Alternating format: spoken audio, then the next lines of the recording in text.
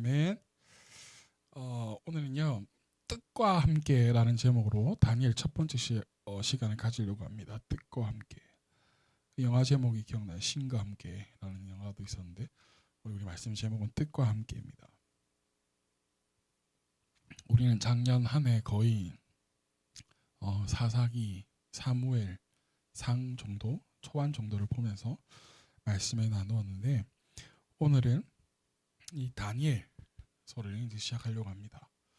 수요일에는 아마 이제 에스겔서를 보지 않을까 싶은데 이제 우리가 요한계시록까지 가려면 이 다니엘서와 에스겔서를 이해해야만 합니다. 그래서 다니엘서는 특별히 우리 구약의 요한계시록이라고 불릴 만큼 아주 매우 중요한 성경인데 그러하기 때문에 이 다니엘서와 또 에스겔서를 이해하지 못하면 나중에 요한계시록도 이해하기가 힘들어요. 그래서 우리 요한계시록 하기 전에 다니엘서하고 에스겔서 함께 보면서 나누려고 합니다. 다니엘서 또 어떻게 보면 에스겔서가 어려울 수도 있는데요. 에스겔서 안에서도 복음이 다 담겨져 있기 때문에 천천히 여러분들과 함께 나누어가면 여러분들의 신앙에도 크게 어렵지 않게 복음도 받아들이면서 또 성경도 이해하면서 우리가 나아갈 수 있지 않을까라는 생각을 합니다. 우리가 사사기서를 보면서 한 가지 알게 된 것이 무엇이냐면 이스라엘 백성들이요 하나님을 잊어버리고 또 하나님이 싫어하시는 이방 신들을 섬기고 죄를 짓게 되면 하나님께서는 이스라엘 백성들을 누구의 손에 넘기시죠? 이방 나라의 손에 넘기셔서 고생한다는 것이에요. 우리가 이걸 사사기를 통해서 보았습니다. 그래서 그게 반복적인 트랙 안에서 돌고 돈 게 이 사사기 전체의 내용이에요. 그래서 이스라엘 백성들의 역사를 보게 되면 특별히 이방 나라에 대해서 우리가 이름들을 많이 듣게 됩니다. 그래서 특별히 이 이방 나라들도 순서가 있어요. 처음에 뭐가 나오냐면 애굽이 나옵니다. 애굽이 안전할 것 같지만 아수르에 의해서 아시라에 의해서 멸망을 당하게 돼요.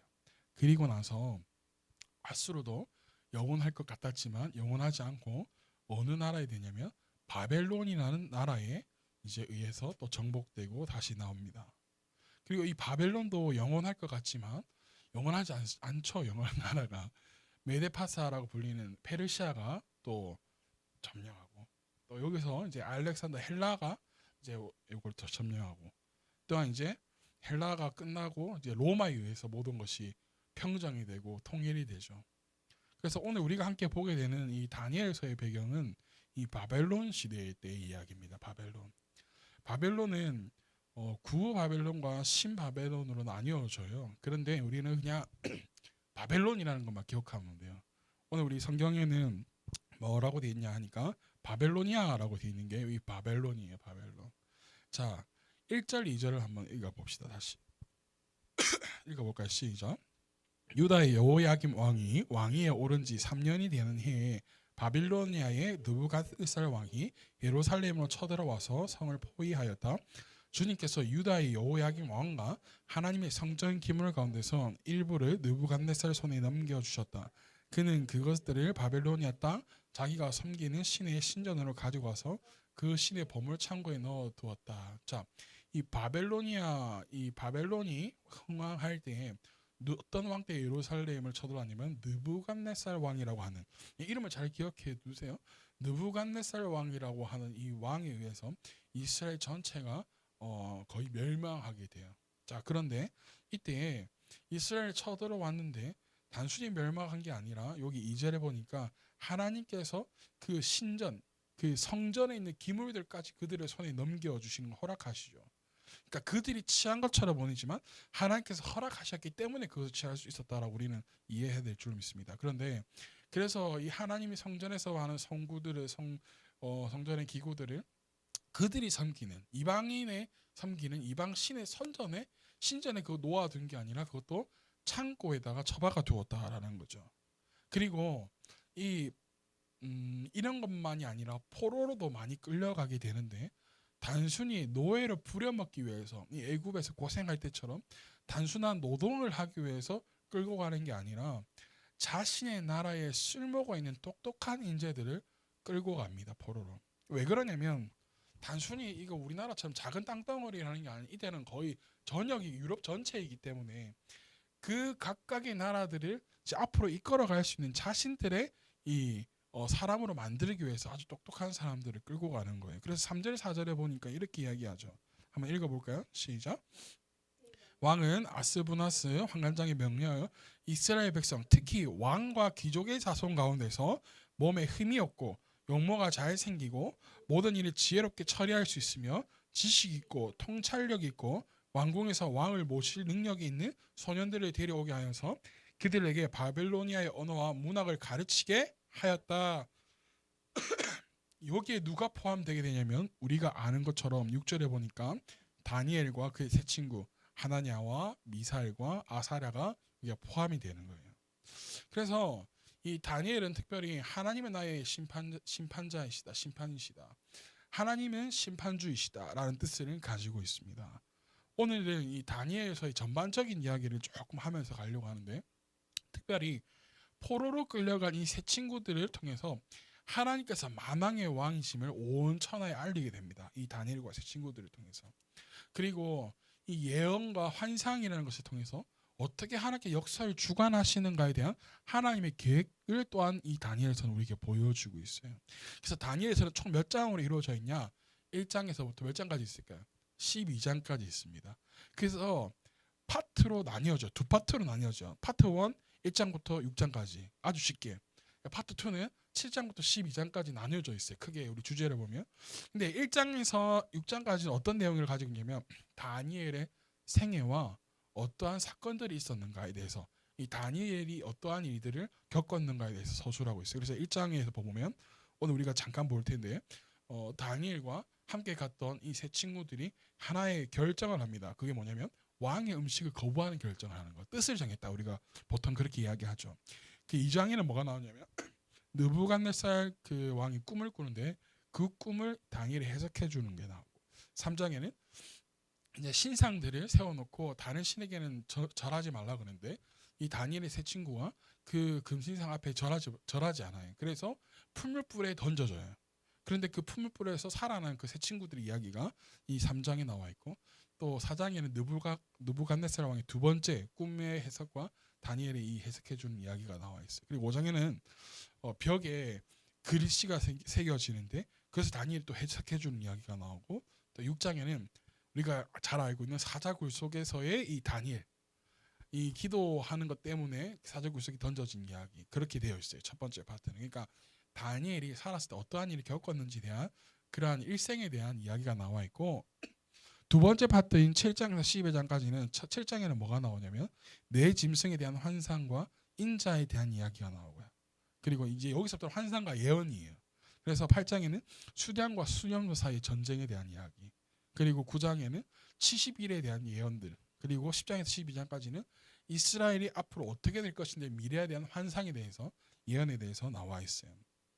오늘은 그 부분의 첫 번째 장인 1장에서 우리가 앞서 말한 것처럼 다니엘과 세 친구들의 이야기가 나옵니다. 그런데 이 세 친구들이 무엇을 합니다. 무엇을 하냐면 뜻을 정합니다. 어떤 뜻을 정하느냐. 우리 8절 읽어볼까요? 8절 시작. 포도주로 자기를 더럽히지 않겠다고 마음을 먹고 자 어떤 것을 먹지 않겠다고? 왕이 내는 음식과 포도주로 자기를 더럽히지 않겠다라고. 자 여기서 보니까 왜 포도주가 나옵니다. 그럼 포도주가 나오면 우리가 앞서 봤던 이게 기억나야 돼. 뭐가 기억나야 될까요? 나실인. 그러니까 다니엘이 아마 이곳에 온 뒤로 뜻을 정했을 때는 내가 나실인으로서 하나님 앞에 거룩하게 살아가겠노라 뜻을 정했다라는 거예요. 이해되시나요? 자 그래서 왕이 내는 음식과 포도주로 자신을 더럽히지 않겠다. 음식을 먹지 않겠다는 뜻을 정하죠. 그런데 우리는 되게 주일학교에서도 설교하고 할 때 이게 왜 음식을 안 먹겠다라고 했을까요, 여러분? 보통은 이 왕이 내린 음식은 우상에게 우리가 우상에게 바쳤던 음식, 제사상에 올린 그런 음식이기 때문에 이 다니엘과 세 친구들이 거부했을 거라고 합니다. 근데 여기에 여러 가지 이유들이 있어요. 잠깐 한번 들어보세요. 어떤 이유가 있는지. 자, 방금 말한 것처럼 우상에게 바쳐진 음식일 수도 있고요. 왕의 음식들이요. 이스라엘 백성들이 가지고 있는 이 율법에 있는 규례에 대한 어긋나는 그런 음식일 수도 있다 이 말이에요. 뭐 피를 뿌려서 잡은 고기라든지 또 부정한 동물의 고기일 수도 있다 이라는 거예요. 이러한 복합적인 이유가 있기 때문에 아마 이 다니엘이 이 왕이 내린 음식을 거부하지 않았을까라는 생각을 합니다. 여러분 왕이 내린 음식이 얼마나 맛있겠어요, 그죠? 요즘 풀만 호텔이 8만 원인가 8만 5천 원인가 한다는데 그럼 풀만 호텔 블루핀 호텔 그 뷔페 가보셨어요 혹시? 다음에 옥상에 한번 데리고 갈게. 돈 많이 모아서 1인당 8만 5천 원인데요. 와 어마어마해요. 그러니까 뷔페의 급이 조금 달라요. 물론 음식이 뭐 거기서 거기겠지만 스시라든지 초밥이라든지 그리고 뭐 튀김류라든지 디저트라든지 메인 요리들이라든지 굉장히 달라요. 그러니까 왕이 내린 음식들이 아마 그 정도 퀄리티는 되지 않았을까 저는 생각을 하거든요. 왕이 내렸다라면 적어도 반찬 가지 개수는 적을지라도 맛은 있는 아주 좋은 고기를 주지 않았을까 생각하는데 어쨌든 이 다니엘과 세 친구들이 그것을 거부하는 거죠. 뜻을 정해. 그래서 왕의 음식을 거부하고 웰빙을 하죠. 뭐 어떻게 하냐면 채소와 물만 마시는 거예요. 자, 처음에는 다니엘과 이 세 친구들을 관리하는 이 환관장에게 걱정거리 한 가지가 있었어요.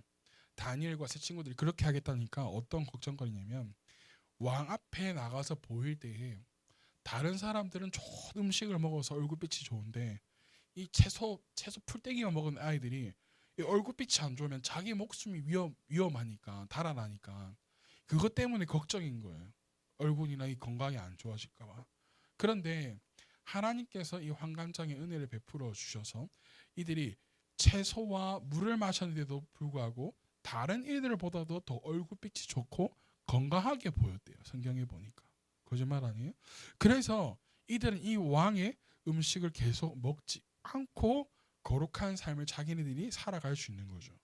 자, 여러분 단순히 여러분 뜻을 정한다고 해서 그 뜻대로 할 수 있는 건 아니에요, 여러분. 자, 야, 그냥 조용히 하고 그냥 주는 대로 먹어.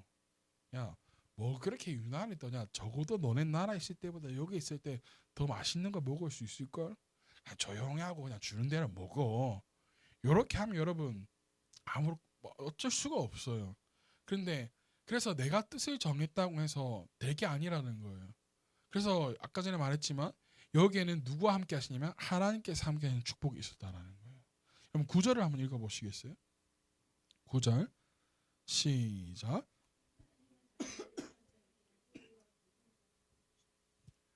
다니엘이 환관장의 호의와 무엇을 받도록 동정을 받도록 누가 해주셨어요? 하나님이요. 하나님께서 이들을 관리하는 환관장의 마음을 움직이셨다라는 거예요.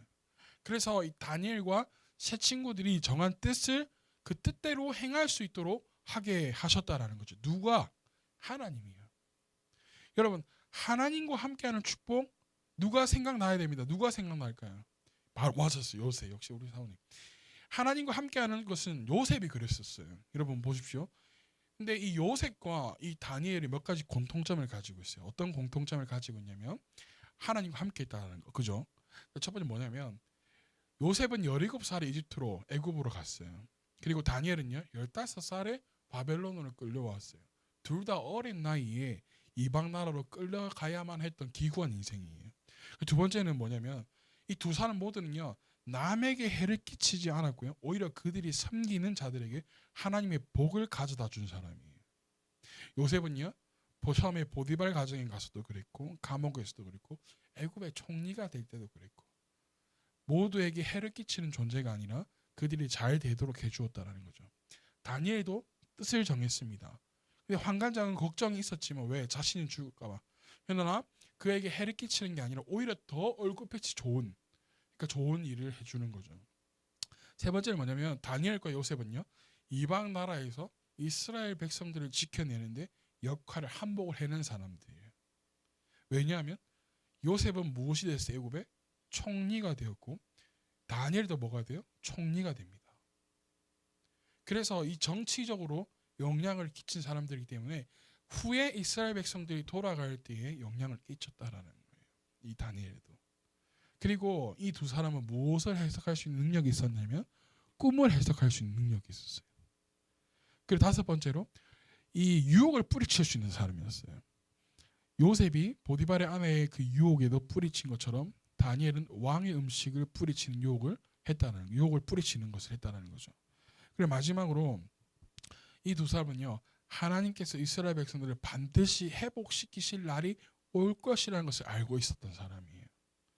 요셉이 그러하기 때문에 마지막 유언할 때에 다시 돌아갈 테니까 그때에 나의 시신을 어떻게 해라? 그곳에 가져다 묻어달라라고 유언하잖아요. 그죠? 다니엘도 마찬가지예요. 우리 나중에 7장에서부터 쭉 보면 하나님께서 이스라엘 백성을 어떻게 회복시킬 것인지에 대한 이야기가 나와 있어요. 자, 이게 요셉과 다니엘이 가진 공통점인데 제일 중요한 건 무엇이냐면 하나님이 요셉과 다니엘과 함께 하셨다라는 거예요. 아멘. 우리는 이 다니엘서를 보면서요, 끊임없이 기억해야 될 것이 바로 이것이에요. 하나님께서 뭐 하신다? 함께 하신다라는 것. 아멘. 우리의 삶이, 여러분들의 삶이 하나님과 함께 하시는 삶을 축복했기를 축복합니다. 아멘. 1장에 우리가 보고 있는 것처럼 하나님께 뜻을 정할 때에도, 그리고 우리 앞으로 보게 돼 풀물불에 던져진 새 친구들을 만나게 될 때에도, 또한 사자굴 속에 던져진 다니엘을 만나게 될 때에도 하나님은 그들과 함께 하십니다. 이 은혜가 우리에게 간절히 있기를 소망합니다. 우리가 뜻을 정하는 건 매우 중요합니다. 왕의 음식을 거부했던 것처럼 느부갓네살 왕이 금신상 앞에 절하는 자, 절하지 않는 자는 모두 죽여버릴 것이라는 그러한 명령을 내렸음에도 뜻을 정하고 절하지 않았던 새 친구들처럼, 그리고 자신들이 섬기는 신들 외에는 절하지 못하도록 그렇게 왕의 칙령을 내렸음에도 불구하고 다니엘은 늘 하던 대로 하루에 3번씩 이스라엘 향해서 하나님께 기도하는 것을 멈추지 않았던 것처럼 뜻을 정한 것은 우리에게 매우 중요합니다. 우리도 우리의 삶에서 뜻을 정하는 것은 매우 정말 중요합니다. 그 뜻이 하나님의 자녀로서의 삶을 위한 것이 되어야 될 것입니다. 그러나 내가 뜻을 정한다고 해서 다 되는 게 아니라는 거죠. 우리도 많이 경험들 했을 거예요. 내가 이거 하겠습니다. 내가 저것도 하겠습니다. 그죠? 뜻을 정해봤지만 무너질 때가 많이 있었잖아요. 그러기에 우리가 정해놓고 가는 그 뜻 위에 하나님의 함께 하심이 있어야 된다는 거예요. 하나님의 함께 하심이. 이들은요, 다니엘과 새 친구들이 그곳에서 충분히 부귀 영화를 누리면서 살아갈 수도 있었습니다. 좋은 거 먹으면서 살아갈 수도 있어요. 신경 쓰지 않고. 그런데 그들은 하나님과 함께함을 선택합니다. 좋은 음식을 먹는 것을 선택하는 것보다 하나님께서 우리와 함께하는 것을 선택합니다. 여러분, 다니엘도 이름의 뜻이 하나님의 이름의 뜻이 담겨 있잖아요. 그죠? 하나님은 누구이시다? 심판주이시다. 새 친구들도 다 하나님의 이름이에요. 뭐냐면 하나님은 하나님의 은혜로우신 분이시다. 하나님은 자비하시다. 그리고 미사엘은 누가 하나님과 같을 수가 있는가? 그리고 아사랴의 마지막은 하나님께서 도우셨다라는 이름의 뜻을 가지고 있는 사람들이에요. 이 사람들이 뜻을 정했는데 그것에 누가 함께 하신다? 하나님께서 함께 하신다라는 거예요. 여러분, 처음에 다니엘과 새 친구들이 끌고 올 때 아까 전에 보았지만 어떤 사람들이 데리고 왔어요? 어떤 사람들? 왕의 뭐예요? 여기 보니까 이스라엘 백성 귀족의 자손들, 특히 왕과 귀족의 자손들, 용모가 잘생기고 똑똑한 사람들, 지혜로운 사람들 데리고 왔잖아요. 여러분, 이 사람들이 그냥 똑똑하겠어요? 아니요. 적어도 가정에 하나님의 말씀을 가르치는 선생들이 있었을 거예요. 저도 왕과 귀족의 자녀들이라면. 그러니까 이들은 늘 뭐가 있는 거예요? 하나님의 말씀, 토라, 율법이 있는 거예요. 그러니까 어떠한 유혹이 오더라도 무엇을 선택할 수밖에 없는 거예요? 하나님의 말씀을 선택할 수밖에 없는 거죠. 그런데 하나님과 함께하는 그들이었는데 이 느부갓네살 왕과 이 바벨론으로 끌려온 다음에 이들의 이름이 바뀌죠. 뭘로 바뀌냐면 다니엘은 뭘로 바뀌죠? 벨드사살로 바뀌어요. 그리고 이 아까 전에 세 친구들은 사드락과 메삭, 아벳느고로 이름이 다 바뀌어요. 그런데 벨드사살에는 이름이 어떤 뜻이냐면 벨이요, 생명을 지켜주옵소서, 이방신, 자기들 신. 그리고 사드락은 마르둑, 자기 어떤 또 신의 명령이라는 뜻을 가지고 있어요. 그리고 메삭은 아쿠 같은 이가 누구인가? 그러니까 그들의 신과 같은 사람이 누가 있을까? 이런 뜻이고 또 아벤느고는 누구의 종이다라는 뜻을 가지고 있어요. 그러니까 이방신의 종이다. 다 이름조차 바꿔가지만 이름은 바꿨을지라도 그들의 가치관은 바뀌지 않았어요. 하나님의 말씀에 그들의 근간을 끊어내고자 했지만 그들의 신앙을 흔들 수가 없었어요. 우리도 일제시대를 경험했잖아요. 우리나라도 그때도 뭐 우리 김똑강이니 뭔 이름 다 바꾸려고 다 바꿨잖아요. 그죠? 그럼에도 불구하고 우리 글도 바꾸려고 했잖아요. 우리나라도 이것처럼 이 다니엘과 시친구들이 끌려간 이 포로 생활 가운데도 똑같은 일을 경험합니다. 좋은 것을 근데 제공해줘요. 좋은 학문을 배울 수 있도록 해줘요. 최고의 학문을 공부할 수 있게 해줘요. 그런데 그들의 신앙은 흔들 수가 없었어요. 다니엘 1장에서 기록되어진 내용을 보면 아무렇게나 그냥 쓰여진 게 아니에요. 여러분 1절에서 2절까지 보면 어떤 내용이 담겨져 있어요. 이스라엘 누가 쳐들어왔다? 느부갓네살 바벨론이 쳐들어왔다. 그래서 성전에 있던 기무들까지 어디로 갔다? 그들이 성전의 신전 창고에 처박혔다라는 거예요. 먼저 이런 이야기를 해주는 이유가 있습니다.